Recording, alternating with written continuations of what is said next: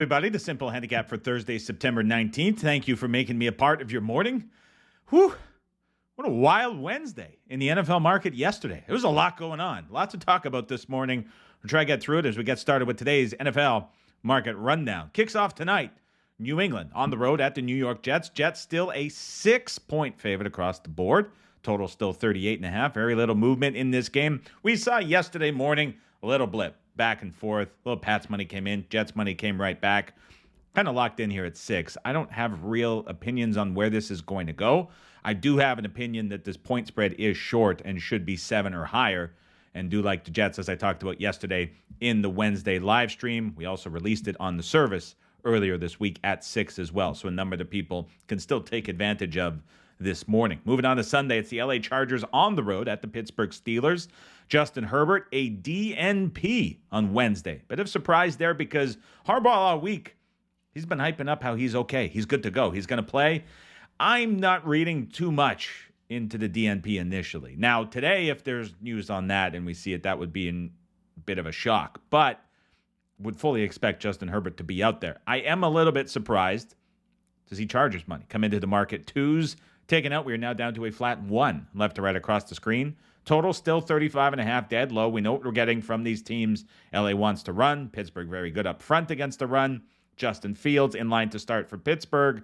And that means it's another offense for the Steelers going back on the field to score just 1 offensive touchdown this year. Makes sense to total is this low, but how low is too low when you get into the mid-30s? Chicago on the road at the Indianapolis Colts. Indy, a soft 1-point favorite across the board. Total back to 43 at WPH this morning. We're seeing 43.5 shaded to the under. Do not agree with any of that under money coming back in. I think this is an over game. I think, as I talked about yesterday in the preview, the Bears are the side in this game as well. I think the Colts are an over team that was hidden last week by the Green Bay Packers' excessive run game plan with Malik Willis under center. I think we see a full extent of the Colts offense back at home, indoors on the fast surface. And we see the Chicago Bears offense really get things moving under Caleb Williams.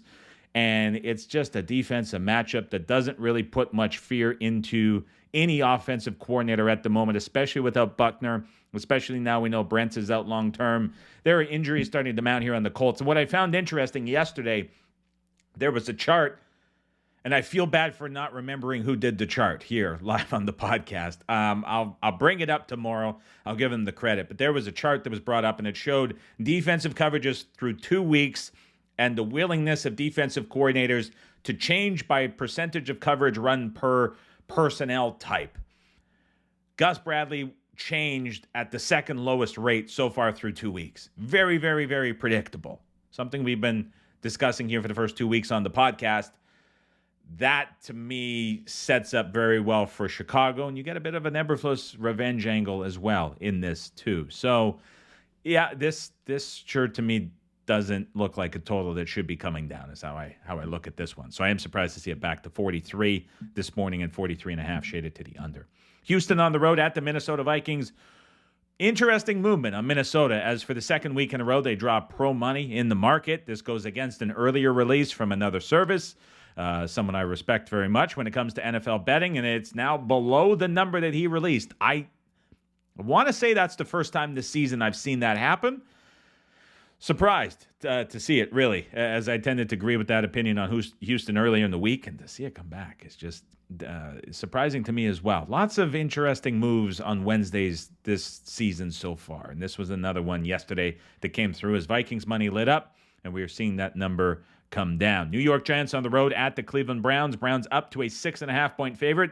This is slightly juiced towards the 7. Total from 40.5 down to 38.5. Waiting on more news about the Browns' offensive line and what are we going to get at the left and right tackle positions. We know David Njoku for Cleveland will not be playing in this game, but I would anticipate a very run-heavy game plan for the Browns and one that is going to be more successful, along with Amari Cooper finally getting involved against this very, very poor Giants secondary. Philadelphia on the road at the New Orleans Saints. We're seeing soft threes this morning, even money at Circa, seeing it at Buckeye. We're also seeing it over at Heritage 105 as well, and WPH is at 3 flat. 2.5 minus 20 at Chris, which is kind of painting the board, and we have a divide between them and Bet Online and Circa and Buckeye. Interesting back and forth as this number has kind of been in this straddle for the last 36 to 48 hours now since the reopen. Watched a lot of shows yesterday. Everyone's coming out with their Wednesday previews. We get more today. Some sentiment that I've seen where the Saints number is justified to be where it is. It's an interesting discussion, one that goes back and forth and really comes down to how much stock you put into some of those preseason power rating numbers and just how far this number has moved. I think it's a tough game to bet. I think it's a tough game to handicap, but we're certainly going to learn a lot from this. But the popularity of the Saints, just in the general betting world, is very evident this week, and really is now we're starting to see and feel that flip into how great they've looked so far through 2 weeks. Denver on the road at the Tampa Bay Buccaneers. Still 6.5 left to right across the screen for Tampa Bay. Total in this game ticked up a little bit. Some of the 39.5s are now 40s. Still a little bit surprised to see with this 6.5 number. Maybe not. I was expecting more Denver money, I guess. I'm just kind of waiting for that to happen, seeing if that is going to happen.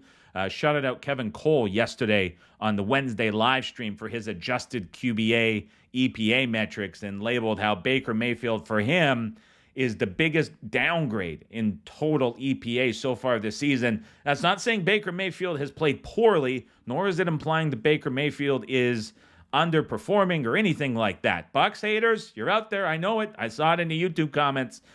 What it's saying is he's had a lot of things go right, and he certainly executed on them, but it's a lot of high-leverage situations, drop avoidance, a lot of things going his way. Yards after catch benefiting some of the numbers. Really like the numbers that Kevin does, and over the course of the year, they're very accurate. And so just to see that significance early for a team like Tampa Bay that's being bumped up, I found very interesting and noteworthy, considering that the Broncos are playing this Bucs defense that doesn't have Vita Vea at practice, that doesn't have Cansey at practice, that doesn't have Winfield at practice, that still has other DBs banged up and not practicing or in a limited participation manner.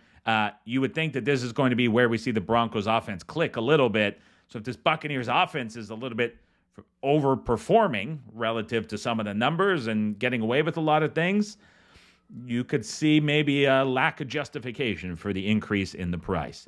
Green Bay on the road at the Tennessee Titans. You want to talk about surprises and kind of just oddities in the market. Jordan Love back at practice. And I'm watching the videos. They look pretty damn convincing. Caught me off guard in a big way. I don't know if I'm buying it. If I'm being honest, I didn't know if I was buying it initially on the podcast. I didn't know if I was buying it at the end of the day. The reason I say that is because last week was a smokescreen attempt by LaFleur to like the most expert level. I mean, he was trying to sell that Love was playing last week, doing whatever he can to imply that he would. And so we kind of have that history of like, that's what was going on. And I'm like, let's take it easy there. This week, the same thing is happening again, and it doesn't line up with the initial injury report, which was hinting at week 5 from reputable sources. When I look at the Twitter doctor world on Twitter, which for me going into is only what I can imagine a general NFL fan wandering into the betting side of Twitter, but nevertheless, there's some very smart people on that side of the world. Everyone was anticipating this to be at minimum, and like, comparative to historic timelines from the same injury, it was like the absolute floor was 2 weeks. And playing on Sunday would put Love at 16 days, so 2 days over that. The average was 3 to pushing 4 weeks for the injury, which was getting into that week 5 timeline. The reason I say, and again, like I could be way off on this and completely misreading the scenario. We've seen teams early in the season, whether it be, I would say, notably with Deebo Samuel, to an extent with Christian McCaffrey. We saw it with DeAndre Hopkins coming back. We saw it with Mike Williams in week 1 for the Jets. We saw it with Cooper Kupp a little bit in some of the practices. There are other players that I'm missing, but it's a very conservative beginning to the season in terms of handling injuries for a lot of teams and a lot of coaches. To me, getting the win last week for Green Bay against Indianapolis and having what I would consider to be a manageable opponent with Willis in this game for the Packers seems like an odd spot to go really out of trend and bring back Jordan Love, knowing you've got a key divisional game on deck at home against the Minnesota Vikings. It would be really odd to me if that happens. Could be wrong. This is complete speculation. The number has moved like it's some people taking a nibble at the news just in case.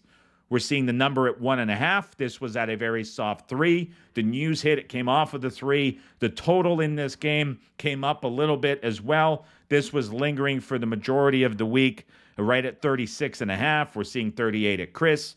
We're seeing 38 at WPH. And so there's been a little bit there. To me, this is a game where you kind of, at least I would treat it as you're getting Malik Willis for the Packers. They threw the surprise game plan at the Indianapolis Colts last week. At the end of the game, it wasn't super efficient. And now you're getting a Titans team that's pretty damn good defending the run that's probably going to force Green Bay to throw it a little bit more, which didn't appear to be the game plan that Matt LaFleur wanted to employ. I don't know how you're not looking at Tennessee here at -1.5. I thought it was good close to 3.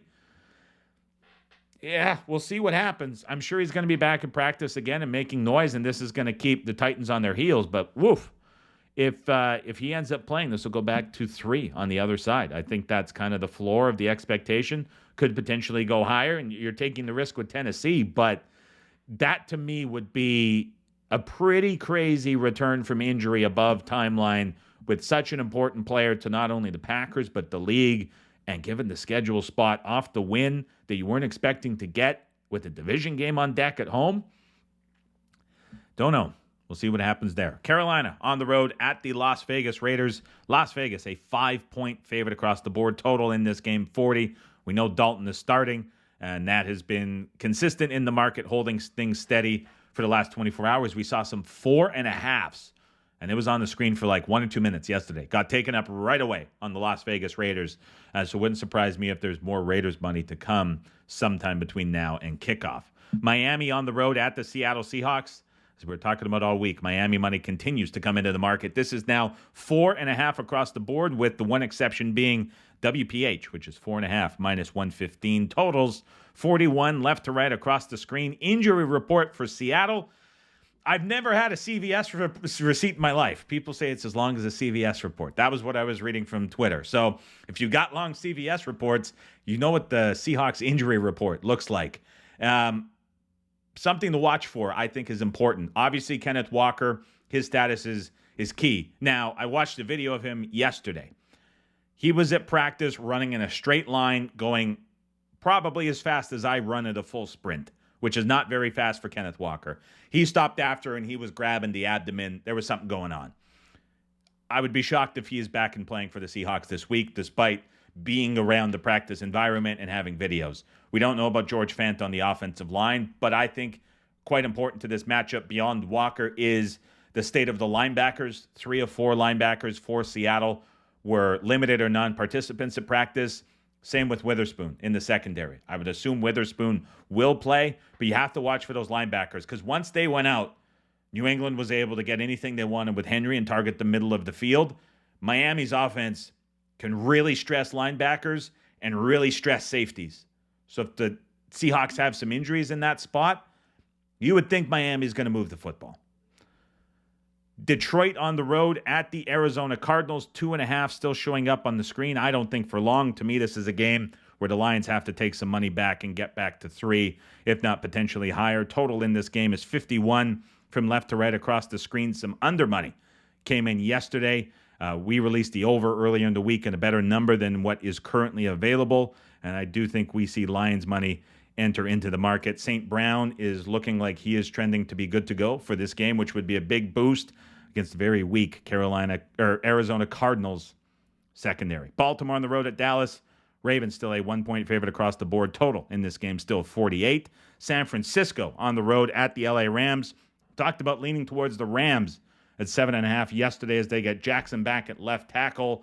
They still have some competence over at the right side of the offensive line. It's likely a big shift in the game plan for Sean McVay. Think we see a curveball.